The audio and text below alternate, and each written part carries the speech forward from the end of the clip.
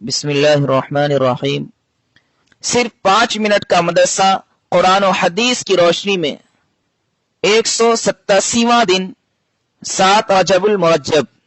Number 1، اسلامی تاریخ۔ حضرت عثمان غنی رضی اللہ تعالی عنہ، آپ کا نام عثمان، کنیت ابو عبداللہ اور والد کا نام عفان ہے۔ آپ رضی اللہ عنہ رسول صلی اللہ علیہ وسلم کی پھوپھی ذات بہن کے بیٹے تھے اور حضور صلی اللہ علیہ وسلم سے 6 ماہ چھوٹے تھے۔ حضرت عثمان رضی اللہ عنہ اسلام لانے والے چوتھے شخص ہیں۔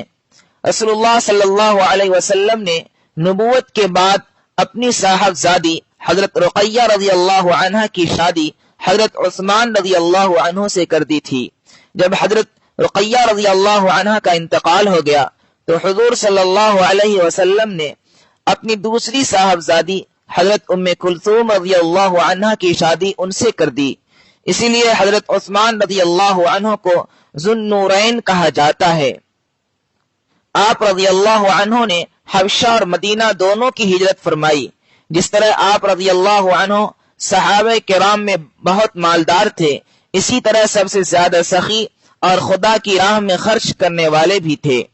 حضرت عمر رضی اللہ عنہ کے انتقال کے بعد یکم محرم الحرام سن 24 ہجری کو صحابہ کرام رضی اللہ عنہم نے آپس میں مشورہ کر کے حضرت عثمان رضی اللہ عنہ کو خلیفہ منتخب کر لیا۔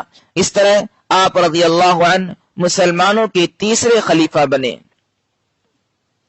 نمبر 2، اللہ کی قدرت۔ اونچے اونچے پہاڑ کس نے بنائے؟ اللہ تعالیٰ نے زمین کو پانی پر بچھایا، پھر اس پر بڑے بڑے پہاڑ ایسی حکمت سے گاڑے کہ اس کا جتنا حصہ زمین کے اوپر ہے اس سے کہیں زیادہ زمین کے نیچے ہے۔ ان پہاڑوں نے زمین کو ہلنے سے روک رکھا ہے۔ اگر یہ پہاڑ نہ ہوتے تو زمین پر اتنے زلزلے آتے کہ زمین کا سارا نظام درہم برہم ہو جاتا۔ لیکن یہ اللہ تعالیٰ ہی کی ذات ہے جس نے زمین کو پہاڑوں کی کیلوں سے باندھ رکھا ہے۔ اللہ تعالیٰ نے قرآن میں فرمایا ہے، کیا ہم نے زمین کو فرش اور پہاڑوں کو کیلیں نہیں بنایا؟ یقیناً یہ سب ہماری ہی کاریگری ہے۔ نمبر 3، ایک فرض کے بارے میں۔ دین میں نماز کی اہمیت۔ ایک آدمی نے آپ صلی اللہ علیہ وسلم سے عرض کیا، اے اللہ کے رسول، اسلام میں اللہ کے نزدیک سب سے زیادہ پسندیدہ عمل کیا ہے؟ آپ صلی اللہ علیہ وسلم نے فرمایا، نماز کو اس کے وقت پر ادا کرنا، اور جو شخص نماز کو جان بوجھ کر چھوڑ دے اس کا کوئی دین نہیں ہے، اور نماز دین کا ستون ہے۔ نمبر 4، ایک سنت کے بارے میں۔ ہر نماز کے لیے تازہ وضو کرنا۔ حضرت انس رضی اللہ عنہ بیان کرتے ہیں کہ آپ صلی اللہ علیہ وسلم کی عادت شریفہ تھی کہ باوضو ہونے کے باوجود ہر نماز کے لیے تازہ وضو فرماتے، اور ہم لوگ کئی نمازیں ایک ہی وضو سے پڑھتے تھے۔ نمبر 5، ایک اہم عمل کی فضیلت۔ آپس میں صلح کرنا۔ رسول اللہ صلی اللہ علیہ وسلم نے فرمایا، کیا میں تم کو ایسی چیز نہ بتاؤں جس کا درجہ نماز، روزہ، صدقہ سے بھی بڑھا ہوا ہے؟ صحابہ نے عرض کیا، اے اللہ کے رسول، ضرور بتائیے۔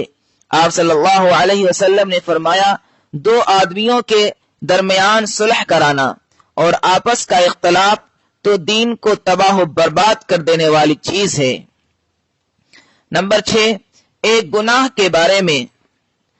علم کو ذریعہ معاش بنانا۔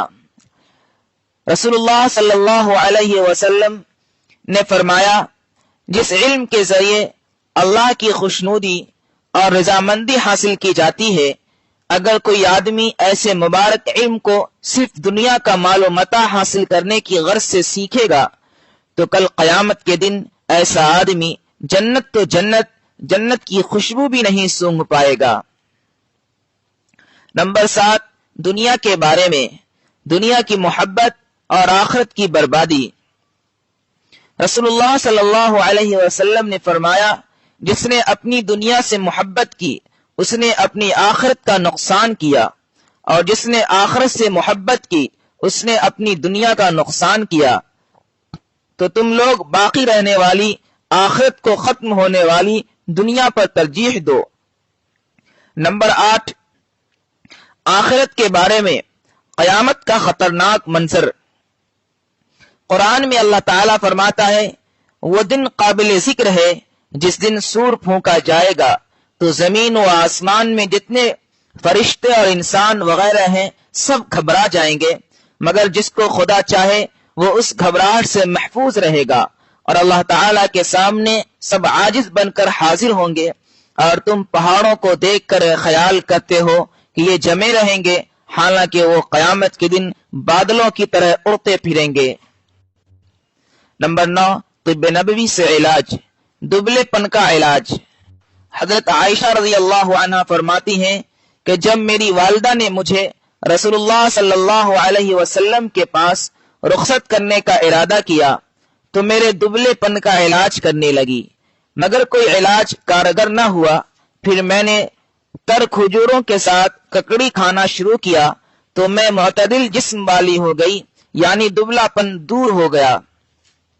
نمبر 10، قرآن کی نصیحت۔ قرآن میں اللہ تعالیٰ فرماتا ہے، اللہ تعالیٰ کے احکام کو ہنسی کھیل نہ بناؤ، اور اللہ تعالیٰ نے تم پر جو احسان کیا ہے ان کو یاد رکھو، اور اس کا یہ احسان بھی یاد کرتے رہو کہ اس نے تم پر کتاب یعنی قرآن اور عقل و حکمت کی باتیں اتاری تاکہ ان کے ذریعہ تمہیں نصیحت فرمائے، اور اللہ سے ڈرتے رہو، یقین جانو کہ اللہ تعالیٰ ہر چیز کو خوب جانتا ہے۔